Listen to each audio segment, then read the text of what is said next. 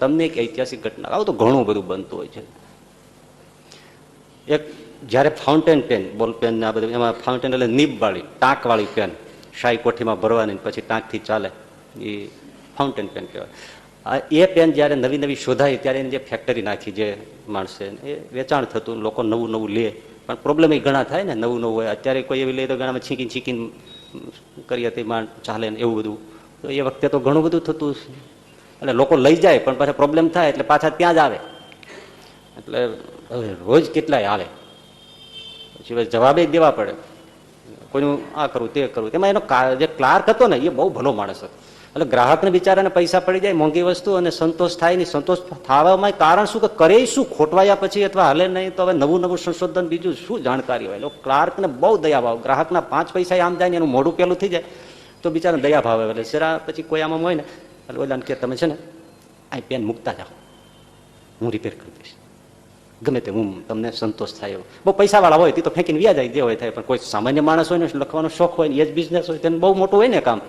એટલે આ બિચારો લઈ લે, રાત દી મથે ખોલે, હરખું થાય એટલું કરે, કોઈની સલાહ લે, આમ કરે તેમ કરે અને ચાલતું થઈ જાય એવું કરીને પછી ઓલા આપે, બહુ રાજી થઈ જાય. ત્યાં રોજ આવું આવું કરવા માંડ્યો. એટલે ઓલા ઓનર માલિક હતો ને પેનનો, એને ઇન્સલ્ટ જેવું લાગ્યું કે આ મારું વચમાંથી આ શું કામ માથાકૂટ કરવી જોઈએ, નિર્ણય અમે કરીએ. પછી ગ્રાહકોને એને ફોસલાવાની શું જરૂર છે, આ પોતે ઇમેજ કમાય છે એમ. સહાનુભૂતિ સેજે થાય, લોકો આવે તો આગળ પાછો થાય આને સોંપી જાય. એટલે ઓલાને એમ લાગ્યું કે આ મને ઠેસ પહોંચે છે. એટલે એક દિવસ એને તતડાવી નાખ્યો કે તમે બધા આ પેન લઈ લઈને શું આ બધું શું માંડ્યું છે, આવો બધો શોખ હોય તો પોતાની ફેક્ટરી નાખવી, અહીં ના ચાલે. અને ઓલાને લાગ્યું તો સાહેબ આ તમારો ધંધો, પોતાની ફેક્ટરી નાખશો. અહંકાર જુઓ, ઓલાએ આને ચોટ મારી, એને કહેવાની જરૂર નહોતી પોતાની ફેક્ટરી નાખી દેવી. તો કે સાહેબ પોતાની ફેક્ટરી નાખશું એમાં શું, તમને હું તો કઈ ખરાબ કરતો નતો, તમારું સારું કરતો, અને તમને એવું અહંકારમાં આટલું બધું ખોટું લાગ્યું. પ્રણામ કરી નીકળી ગયો. અને એ માણસ આ રિપેર કરીને જાણકાર થઈ ગયો હતો.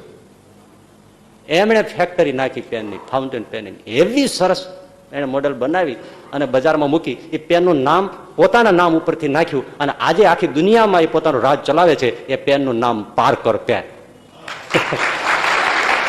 એ માણસનું નામ પાર્કર. આજે તમે જો મોંઘી મોંઘી કેટલી પાર્કર પેનો, ઓલી કંપની ક્યાં ઉડી ગઈ હજી કોઈ જાણતું નથી.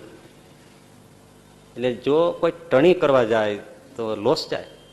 વિનમ્રતા બહુ મોટો ફાયદો છે.